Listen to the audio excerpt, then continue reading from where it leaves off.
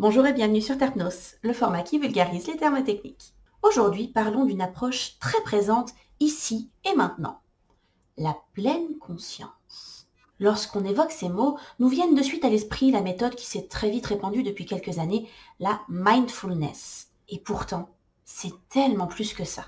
À la base, la pleine conscience, c'est simplement notre capacité à être présent dans l'instant, dans une attention vigilante, autant interne par le biais des sensations, pensées, motivations, émotions, qu'externe par les bruits, l'environnement direct, les actions qui se déroulent autour. Et c'est justement la recherche liée à cet état qui fera que Jon Kabat-Zinn finira par créer le terme de mindfulness en 1979, appelé aussi MBSR dans le cas d'une recherche de diminution du stress et MBCT pour la prévention des rechutes dépressives. Est-ce que cette méthode a de vrais effets sur des problèmes de stress ?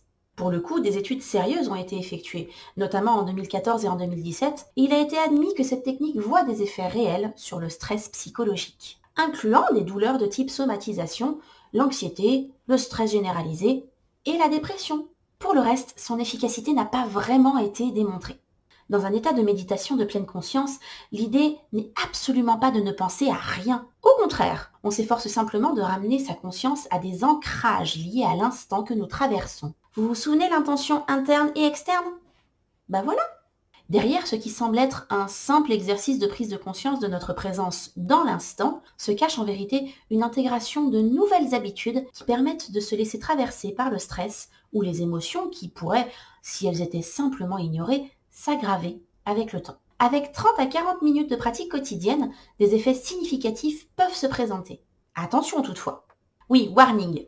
Comme toute pratique qui touche à la psyché, on ne fait pas n'importe quoi, n'importe comment et avec n'importe qui. Il est essentiel que le praticien qui vous propose cette approche soit formé convenablement à cette technique. Le risque majeur est que certains troubles psychiques peuvent mener à des conséquences potentiellement graves. Les personnes sujettes à des traumatismes actifs ou des psychoses ne doivent pas se lancer dans ce genre de méthode et doivent être très prudentes concernant la méditation. Des cas ont été rapportés ayant mal été encadrés et menant à un ébranlement violent de l'ego qui peut mener derrière à des dépersonnalisations et des fragilisations psychiques dangereuses. On ne le répétera jamais assez. Renseignez-vous sur les diplômes et certificats du praticien que vous irez voir. En bref, la pleine conscience inclut des outils très efficaces pour lutter contre les rechutes dépressives et les tensions du quotidien et améliorer ainsi la qualité de vie de tout un chacun dans un but de détente et de relaxation. Terpnos est maintenant terminé. J'espère que vous en ressortirez plus calme et détendu. Comme toujours, n'hésitez pas à poser des questions en commentaire et à proposer des idées de mots à traiter.